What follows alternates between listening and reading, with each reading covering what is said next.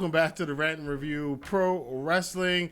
So much to talk about, Let's talk today, however, about the big thing that happened last week and set the wrestling world ablaze. It was the Tuesday Night War between NXT and AEW. And AEW loaded up its show, and NXT loaded up its show. We had John Cena, we had Paul Heyman, we had The Undertaker, Adam Copeland's debut. We had so much going on those two shows, and the numbers came in. And after talking a lot of shit, it was a little bit of an egg on the face of AEW, as they had about a little over 600,000 viewers to NXT's little bit over 900,000 viewers. Now, this resulted in all kinds of craziness exploding.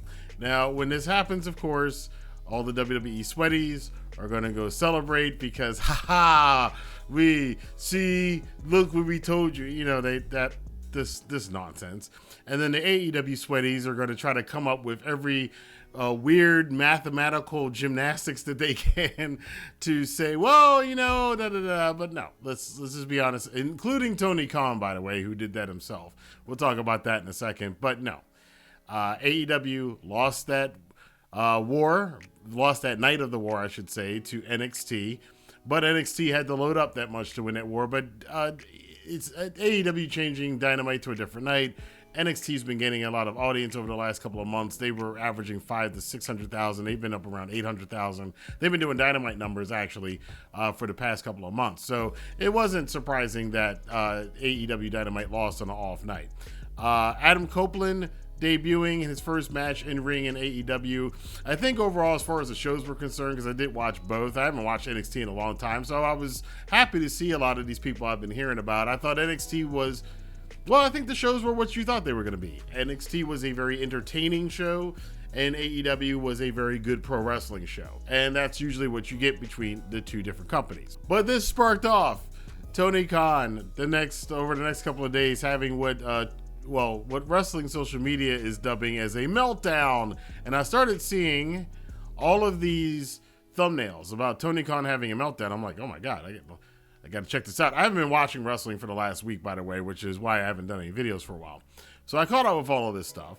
And I went to go look at Tony Khan's tweets over the last week, and I saw the tweet about Undertaker and John Cena, and this is the first time that they've ever had under 1 million people for being on TV or record. But, again, like I said, the mathematical gymnastics there, but I think that was tongue-in-cheek because people keep knocking Tony Khan. You guys can't hit 1 million, even though they have several times. I also saw the tweet about Shawn Michaels in the Booker of the Year. I saw a lot of this stuff, and I saw a lot of people reacting to it. And I gotta say, no. People are really, like, AEW fans and WWE fans and people in wrestling social media influencers and whatnot are all, like, I've seen so many videos and so many people, like Vince Russo's, which I'm never going to watch the video, but Vince Russo having an open letter to Tony Khan, and Eric Bischoff saying that Tony Khan is beyond help, and Dutch Mantel going off about it, and everybody and their grandmother going off about it. The only person actually who was sounded kind of grounded about it was Booker T, who basically said, look, Tony Khan, you got a good product over there, but you lost, and just take the L, basically. I agree with that. Just take the L. Look, 4 years. For 4 years, AEW has been hitting these benchmarks and these over and over again. Every time the goalpost gets moved, they usually hit it 9 times out of 10. This was the 10th time, and they didn't hit it out this time. So that's to be expected. But Tony Khan's response to all of this was very childish, and the bald a-holes thing that he posted about Triple H and Shawn Michaels and all that stuff. It's petty and silly, but I think wrestling social media needs to get a grip themselves about this kind of stuff, because as silly and nonsensical as Tony Khan's tweets were, they certainly weren't a worse look for a wrestling company and the leader and the owner of a wrestling company than this little gem. They live this lifestyle. Oh my God!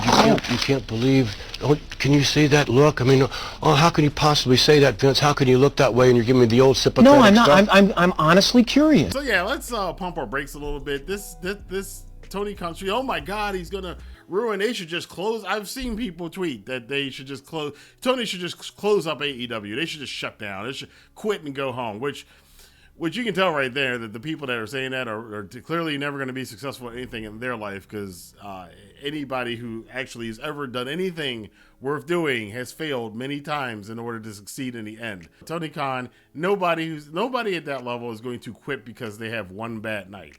Now, should he not have tweeted that stuff out? I would have preferred he not tweeted that stuff out, because it's just silly and nobody takes it seriously. And this goes into a larger issue that I will talk about at a different time regarding Tony Khan. And, now that CM Punk is gone, is the biggest problem for AEW now Tony Khan himself? That's a question a lot of people have been asking. One thing I will say that he's not a problem with is the narrative that is going around that this kind of stuff is going to turn off casual fans to AEW. Tony Khan tweeting this kind of stuff out, you're not going to draw in a larger audience doing stuff like this. Number one, casual fans, if they do exist, and there aren't that many of them, but a casual wrestling fan, somebody who doesn't regularly watch wrestling and isn't really into it, but will watch it once in a blue moon, those people, I can guarantee you, are not following Tony Khan's Twitter. Those people do not care about wrestling Twitter. They don't care about backstage drama. All they care about is whether or not they have a fun time watching the wrestling show. Second thing about this too is this whole thing about the casual fans. Casual fans, I think the wrestling community has this kind of imposter syndrome, and I guess maybe that's part of the nature of the industry itself. I mean, you are in an industry where we have people who are simulating fights. They are performing fights. They're not actually having fights. So I think that comes with a little bit of imposter syndrome. Wrestling has always been, no matter how popular WWE gets, it's always been a kind of a taboo thing. It's still a taboo thing in the culture. I think the wrestling community is very sensitive to how people outside of the wrestling community view it.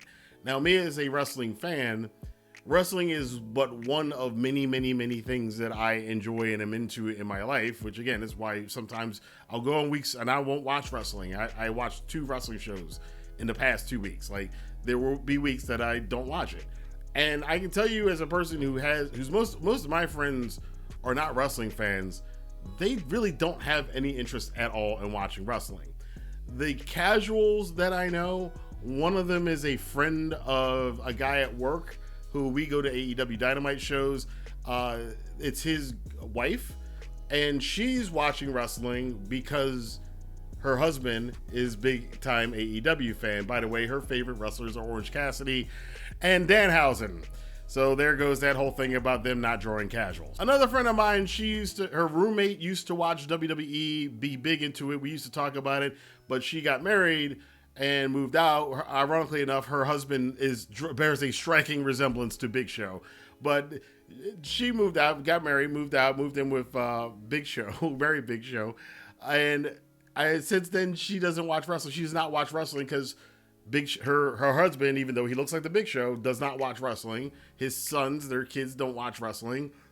But her roommate watches wrestling, and now that she's not with her roommate anymore, she no longer watches wrestling. There was a survey I did one time when I was part of a think tank group or whatever. This was many years ago. We went to Monday Night Raw and asked a lot of people, like the people who were there, are you a hardcore fan? And if yes, blah, blah, who's your favorite wrestler? But the people who weren't hardcore fans, we asked them why they were there.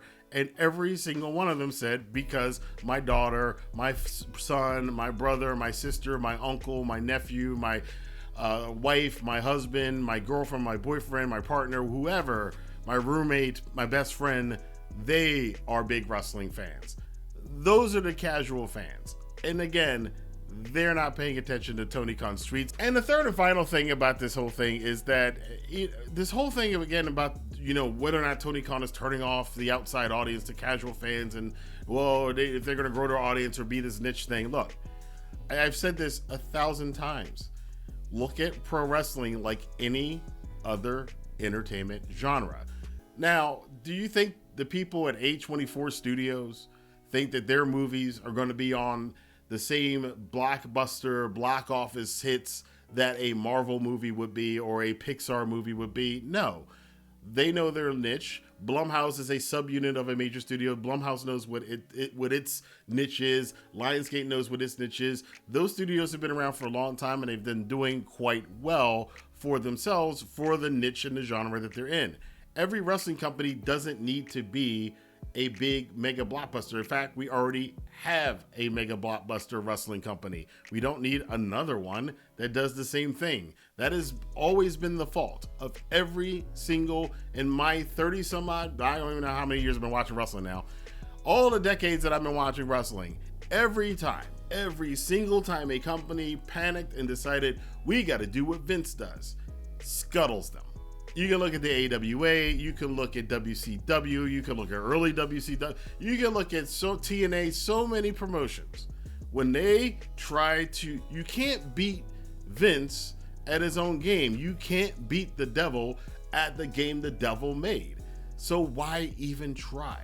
And I would say this to the people that have an issue with that, and if that happens to be Tony Khan too, so be it. But you know, AEW is what AEW is, and I hope they continue to be AEW and not try to worry about competing with WWE. That really shouldn't be the focus. The focus really should be on is how can you grow your audience. You've lost about 200 to 300,000 fans, which I kind of predicted was going to happen a couple years ago. You remember, and those of you who've been following me for a while know I said the first couple years of AEW, I was like, look, it's not going to be like this all the time. They're not going to be selling out, everything in 2-hour sellouts for every show. At some point in time, they're going to have a creative slump. Things are going to go wrong. And that's going to be the test of AEW's fan base, and Tony Khan. And because what will happen is a lot of the people who are watching AEW right now are watching it in protest of WWE, and all AEW has to do is have a creative slump, or WWE has to get better and watch that whole group of people, take them and their casual fan friends and their casual fan friends over back to WWE, and then you're going to see and that's exactly what we've been seeing lately. So how is it that Tony Khan is going to draw back the wrestling fans, the sports entertainment fans who want to see something that WWE isn't doing? And again, this can go back the other way. WWE isn't going to be hot forever. They're going to be hot for a while, and then they're going to have a slump again. Now, you never know when that's going to happen, and you definitely shouldn't plan for that if you're AEW. But I think the best thing, and a lot of sane people online have said this, what AEW really should do is focus on being the best AEW it can be, and focus on growing the audience that it has from out of the wrestling pool. I think there's another 5 years that AEW has to stay around and be relevant and draw an audience in order for them to kind of get over the hump that they're in, because they're still in a very precarious position where they're not fully established as a pillar of the North American wrestling scene. They're still a very young company. Tony Khan still has a lot to learn, obviously. AEW has a lot to learn, obviously.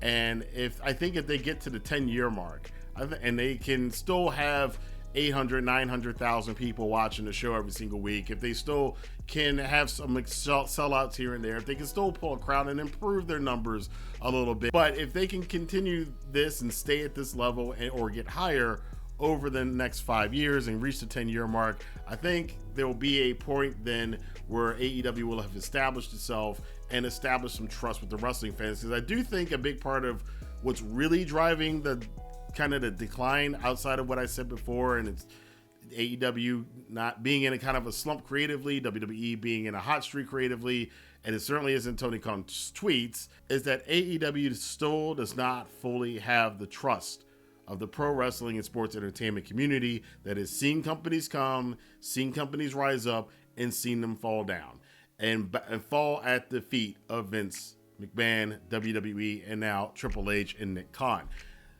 They've seen it, and if they haven't seen it, they've heard about the list of dead companies in the wake of what WWE has done over the decades, and everybody's expecting, from the day one, people are expecting the downfall of AEW. AEW right now, again, has to hold on. Tony Khan needs to be the leader that he needs to be for that company. And if they can go another 5 years and maintain the audience that they have now, then maybe they will earn the trust of the wrestling fans. Maybe then you will be the Pepsi to WWE's Coke. But that's just my thoughts. I want to know what you guys think. Let your voice be heard in the comment box below. Do you think Tony Khan went too far with his tweets? Do you think it really matters?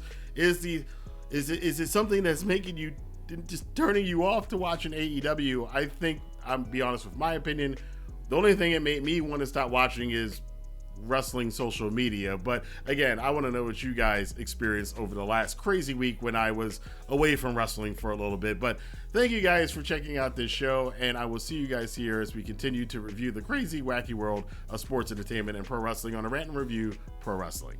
Have a good day.